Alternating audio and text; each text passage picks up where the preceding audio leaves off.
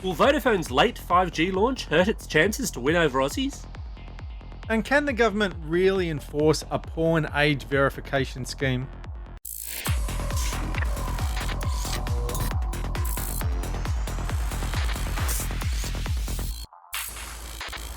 Vertical Hold is proudly brought to you by Aussie Broadband. Hi, welcome to Vertical Hold Behind the Tech News, the podcast where we catch up with Australia's leading technology journalists to get the stories behind the tech news of the week. I'm Adam Turner, and I'm joined as always by Alex Kidman, a man who invested everything he had in canned food and shotguns long before it was cool. Alex, did you beat the Russians stock up on bog roll this week? Look, they said I was mad not to invest in gold or property, but who's sitting on rolled gold now, eh? Can't argue with that. Here in the Vertical Hold studios, we're busy stockpiling Alex's. So we're joined once again by Alex Horosh, Whistle Out editor, longtime friend of the show, and amateur doomsday prepper. Mr. Horosh, what have you been stashing away for a rainy day? Wine, obviously. Smart. Very smart. And this week, we're also pleased to welcome our new sponsor, Aussie Broadband, to the show. It's great to have them on board. So there's lots to talk about in 5G. Vodafone's finally entering the fray. Telstra has unveiled its mmWave plans. Optus is going dual band, and the ACCC's given up on fighting the TPG Vodafone merger. But first, we're talking about the Australian government's latest talk of introducing some kind of age verification scheme to stop youngsters getting to things like porn and online gambling. Alex Kidman, what's the story here? Look, this is a government report that was handed down this week, but I think it's really important to note before we start that this is one of those topics that can really easily get warped into a kind of, all you internet people only care about the money and you don't care about the impressionable children. Now, not only is that grossly unfair, for a start, Adam and I are both parents, so we do think about this kind of stuff on a daily basis. But it's also not what we're really going to discuss here. What we're looking at, what our focus is on the technical implementation of the recommendations that came through from a report from the House of Representatives Standing Committee on Social Policy and Legal Affairs. That's a snappy name. Oh, yeah, well, they did also call the report Protecting the Age of Innocence, which does suggest they might have a little bit of a slant on this themselves, a bit of a presumed position, shall we say. Yeah. Very much so. But what is their presumed position? How do they intend to go about this? Well, they've sort of said and they sort of haven't. What they did was they took around 3,000 submissions from a variety of sources, some pro, some anti, a lot of technical bodies and, in fact, providers of software and solutions for some of these kinds of problems. And what they've suggested is that online age verification should be brought in to prove that people are over the age of 18 for accessing material like pornography, online gambling, potentially for loot boxes in video games. But they're not really looking necessarily at one standard. There's a line in the report which reads, the committee also recommended that the Digital Transformation Agency develop an age verification exchange to support a competitive ecosystem for third-party age verification in Australia. So ecosystem means there will be a lot of different approaches to verifying just how old you actually are. Mr. Horace, regardless of what one thinks about this topic, just from a technical perspective, does this sound like a bit of a budding disaster to you? Definitely. There's just so many things this won't get around. You can find porn on Google, on Twitter, on Reddit. Name any website, you'll find porn there. I believe Avenue Q had a song about this. I believe they do. So it's just like, I don't know how you could enforce it just because you can get Pornhub to stick an age verification thing on its website doesn't mean you can't get around like torrent websites. If someone wants to download porn, they're going to download porn. Never underestimate the determination of a horny 13-year-old. One of the recommendations, this was a submission that someone else made, admittedly, but one of the recommendations around this was kind of looking at things like VPNs and so on, and whether or not you can just bypass the whole show, which is probably the most, for listeners of this show, that's probably the thought that immediately sprang into their heads.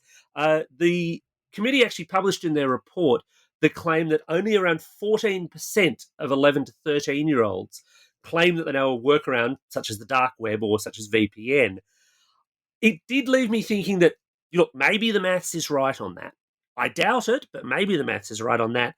I don't think it would stay at those kinds of percentages, though, for that age bracket. Younger and lower, yeah, maybe, but once they get into the teenage years, once those puberty hormones start kicking in, and they start getting interested in whatever gender or type is theirs, I think if this stuff is blocked through age verification, they will find a way. They will start to educate themselves about VPN or about whichever other solution bypasses these particular barriers. Or alternatively, they'll watch SBS after midnight. Yes, exactly. That's what we used to do. That was old school before the internet. It was SBS after midnight.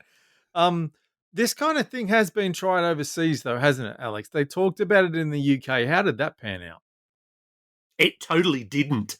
So they tried to come up with this competitive ecosystem of standards, and they had a couple of bodies in mind who might have ended up running it. But then at the end of the day, they just went, yeah, this is almost impossible to enforce. And I think this is the other problem. You look, for big players in this space, whether you're talking porn or gambling, you may well get them on board. I mean, obviously, your tax-paying gambling sites, for example, and even some of the kind of Canberra-based adult entertainment places, yeah, they will toe the line because they're Australian businesses. They really, if this does become law, and at the moment it's just a parliamentary report, but they will toe the line because they won't really have a choice.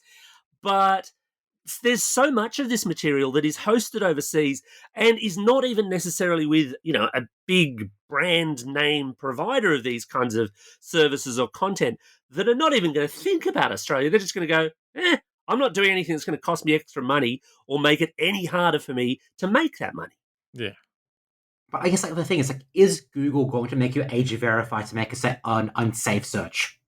You're right. It would have to. That's one of the things that would have to be done for this to actually be effective, and that is a massive deal to expect them to do that. I'm wondering how long it will take for someone to try and tie this into the Australian federal government's other digital verification schemes. Like they've got the face recognition thing using a smartphone app, and one of the first things they decided to stupidly apply it to was the Victorian solar rebate. So you've got all these pensioners trying to fill out the solar rebate by holding up a smartphone to their face and trying to get a photo of themselves. So it was the worst possible way to try and introduce this technology. But once it does start to take off, how long is it going to be before they want to drag the age verification into that? And then it will become a big privacy thing. They are way, way, way ahead of you, Mr. Turner. Saying, guess what? We've got a solution. Yeah. The Department of Home Affairs actually made a submission to this inquiry saying, hey, we've got this face recognition technology. Why don't you use it? So it's possible they might do that as well. But, and look, in terms of the report, in terms of facial recognition, they looked at this and they had people who had a position on this because it was their business, basically saying, yes, we don't feel that younger people are going to be able to fool a facial recognition service. But then you get into some really tricky weeds around privacy, because I think, no matter what your position on this kind of material might be, I think it's reasonable to say that if it's legal and people are interested in looking at it, there should not be any requirement that makes it very easy to identify you if you don't wish to be identified. The old school solution to this was, shops with lots of black curtains on them, I guess. In the internet age, you can kind of think that maybe you're a little bit more protected, although there's a lot of research that says that a lot of these sites actually do even more kind of cookie and web-based tracking of you than people realize. But having your face as your ID removes most of that, because it's just so trivial to then do face matching against, your Facebook profile photos, any of those selfies you've thrown up on Instagram or Twitter. It feels like a nightmare waiting to happen. Yeah, I hate it. And there's the other side of it, of course, as well, which is the control of gambling, which I don't think too many people would have a problem with in terms of younger people, but they're also tying the idea of gaming and what are called loot boxes. Now, Alex, what's a loot box? A loot box is typically a item you pay for in a game that unlocks extra cards or skins or I guess, like cosmetics for your game experience. Potentially they affect your gameplay, potentially they don't. Everything you get in the box is randomized, and there's normally a system of rarity where, okay, you might get one rare card, and the statistics of that are like vary depending on the game. And for example, in China, developers actually have to publish the odds of what the chances of a loot box containing are. Sorry, what the chance of an item a loot box contains are. Okay, so it feels to me like this would be something that would be even harder for the government to enforce and regulate outside of the Australian game dev industry. I'll admit I don't know how much of the Australian game dev industry runs on loot boxes as it is. It feels like there's more of a slant to loot boxes in terms of like free to play titles, like what you might see on iOS and Android games. But it's just like, how do you enforce a company like just there's so many developers? How do you make every app developer require you to be over 18 to buy an in-app purchase? Like, do you go to Apple or do you go to Google to try and address this on an operating system level, or like it's just like seems unfathomable, like especially when there's like one person developers doing the same thing. I suppose there is a little bit of form for the bigger players here in what happened around the whole R18 debate for gaming, though. So we had, for example, an Australian version of Valve's Left 4 Dead 2, which cut all the blood out. So maybe for some of those bigger publishers who have Australian offices, if they see it as being worth it enough, we could end up with unique Australian-only code of games. But again, I just can't see it working across the entire field. And it does rely on this idea as well that young people are not going to just pester their parents and say, hey, what's the Apple password? I want to buy this, and doing it anyway. Or just nicking it and buying it on dad's credit card when he doesn't realise. So, Alex, Vodafone's finally thrown its hat in the ring with 5G alongside Optus and Telstra. What can we expect? How does it stack up? Well, at launch, and we're recording this on the day of launch, it only really stacks up if you happen to live in Parramatta in Sydney, because they launched in Sydney, but they launched only in Parramatta. That being said, they've said that their first phase will cover most of Australia's capital cities with around 650 sites. They've already got maps up showing where they intend to have coverage. But of course, they actually launched a day before their first 5G devices at all will go on sale. So presumably, the only people who would have been able to compare Vodafone 5G would be Vodafone customers who bought a 5G phone outright or through a different carrier, but then decided to jump to Vodafone, who happened to be in Parramatta today. I'm guessing that that's a pretty small number of people. It will get better over time though, and they do have a couple of interesting competitive advantages, especially, and this one kind of surprised me. It took me a little bit. It seemed to come a little bit out of the blue, in that they're going to tie 5G into their $5 roaming deal. Now, Alex, how's that going to work? So essentially, like if you're traveling in a country where Vodafone has 5G connectivity, right now that's the UK, Germany, Spain, to name three. There was two others, but I can't remember off the top of my head. You'll be able to keep roaming on 5G where it's available, which is like a novel proposition. Because, for example, when I was like roaming in Ukraine a few days ago, I was like limited to 3G, even though there's 4G networks around. To be fair, you were wandering around Chernobyl. I'm surprised that your phone didn't melt into your hand.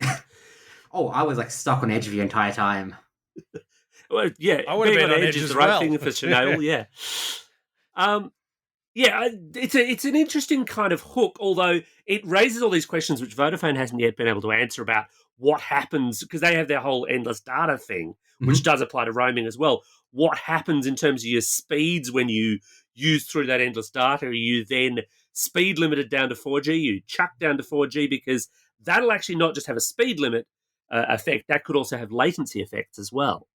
The other part of it, of course, though, that Vodafone is painting as a point of difference is how much it's going to charge for 5G access. So right now there's a few different approaches in the industry. So Telstra's being the most aggressive when it comes to 5G, and after June this year, unless you're on one of Telstra's top two plans, which cost $80 and $100 per month respectively, you'll pay an extra $15 per month if you want 5G connectivity, which isn't nothing.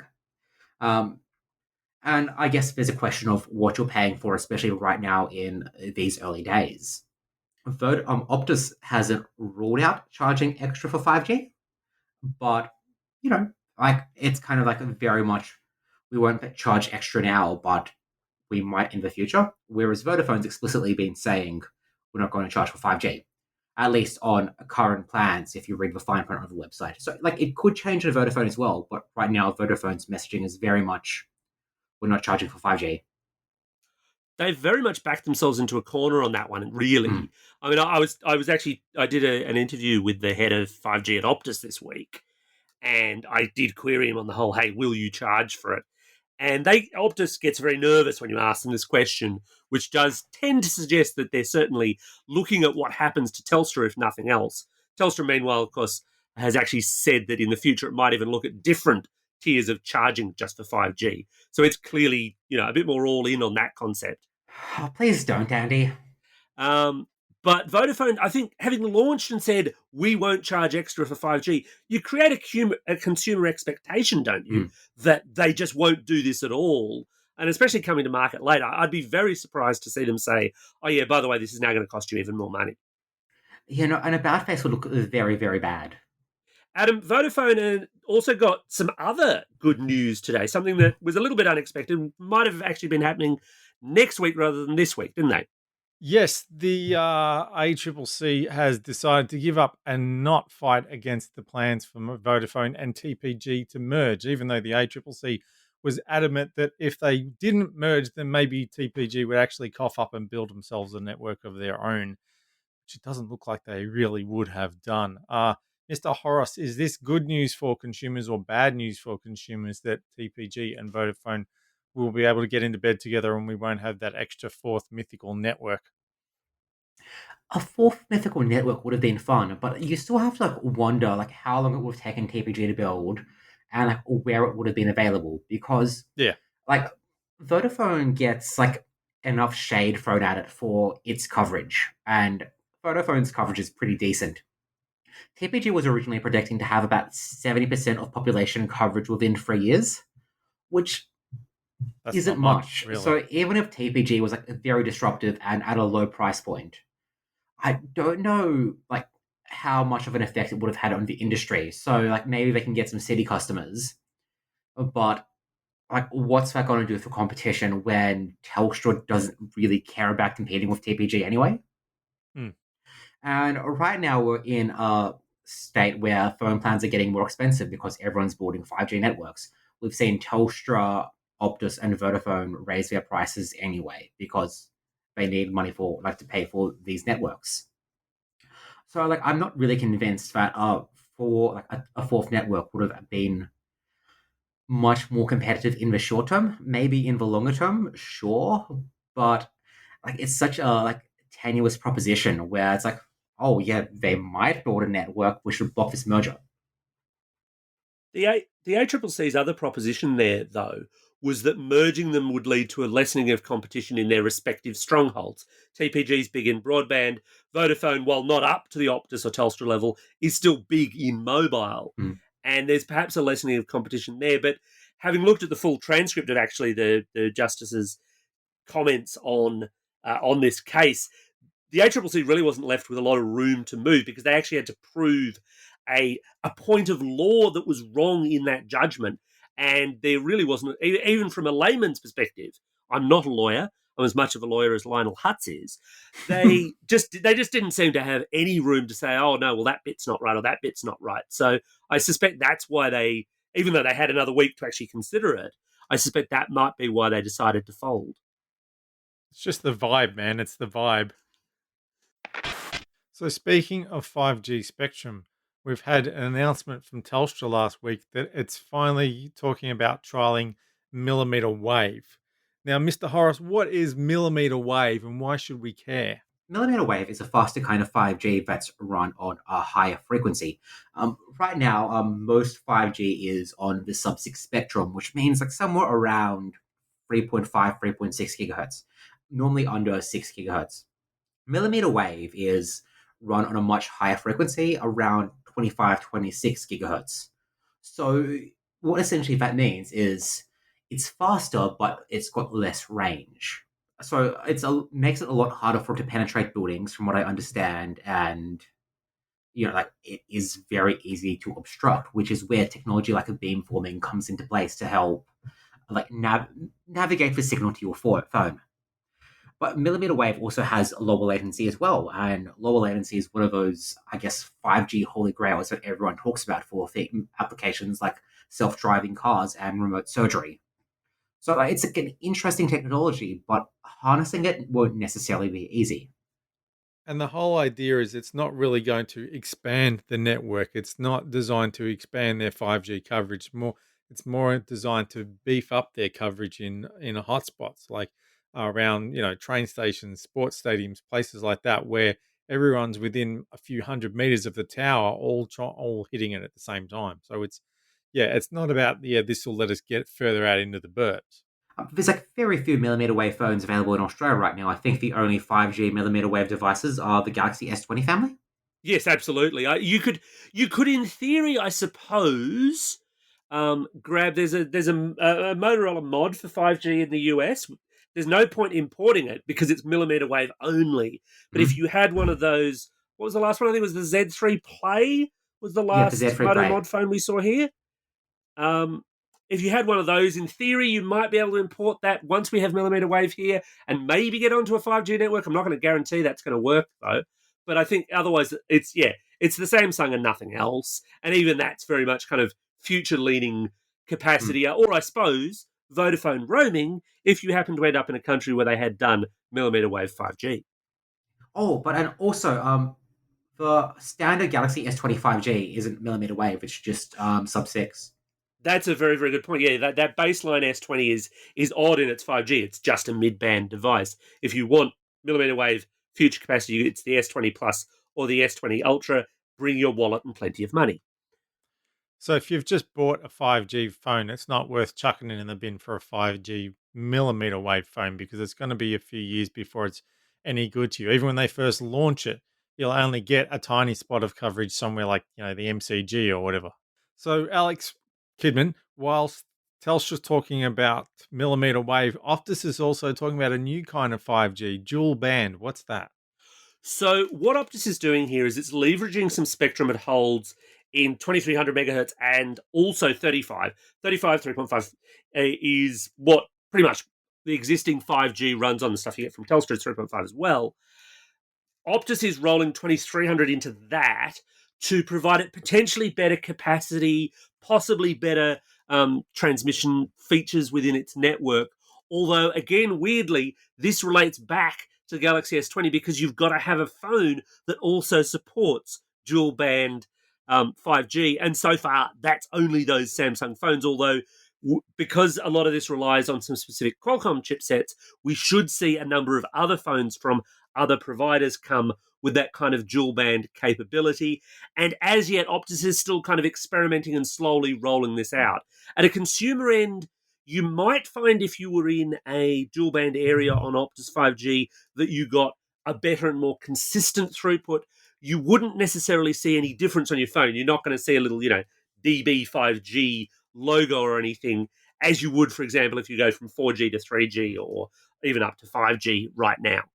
So, Alex, how does that work? Is it an aggregation thing where you connect to the two bands at the same time and they stick it together to make one fat pipe? As Optus has explained it, I don't believe so. What they've talked about is it increasing their 5G capacity and coverage. So it's more a network side effect than having two data pipes running into your phone from what they've already said. Obviously, that could depend on the capabilities of a device that you might have now or a device that you might have in the future. We've certainly seen those kind of aggregation technologies used in some fairly interesting ways once they're actually up and running in live networks. So it's more like a kind of a load balancing thing by the sounds of it. If it's a dual band area and people have got dual band phones, it will move some people onto 2300 and it will move some people onto 3500 to try and make sure that everybody gets the best available performance. That's what it sounds like, and it sounds like especially like 2300 should be better at penetrating buildings, so like improve like indoor 5G, which seems like it definitely relates to the whole fixed wireless play that Optus is making right now in terms of 5G for the home rather than 5G for your phone. And Optus, of course, has actually always been a bit more, well, sort of open about the whole building penetration issue. They're, not that we have that many 5G telcos, but they've always had that tiny small print to point out for their coverage maps that their 5G coverage maps are essentially outdoor coverage maps, that they haven't been able to entirely guarantee indoor 5G coverage. It's one of the reasons why if you go for their fixed 5G broadband, they actually have to qualify where you live and say, yes, we're pretty confident you're going to be able to get a good 5G service in that location. Well, that just about wraps up another episode of Vertical Hold. Thanks to Alex for making time for the show this week. Anytime. Now, Alex, where can folks find your writing or indeed your good self online? You can find me at whistler.com.au or me on Twitter at @A_Horosh, which is CHOROS. The C is silent. And of course, you can always catch up with us here at Vertical Hold on Twitter at VerticalHoldAU or via the Vertical Hold Facebook page.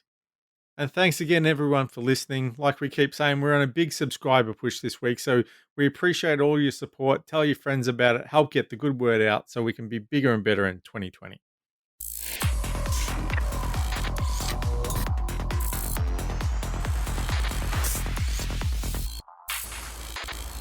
Vertical Hold is proudly brought to you by Aussie Broadband. Do you remember when Oppo launched the Find X originally and their facial recognition was called O-Face? Oh, really? It was. I missed that. This is That absolutely was the true. Yeah. headline of the century. How did I miss that?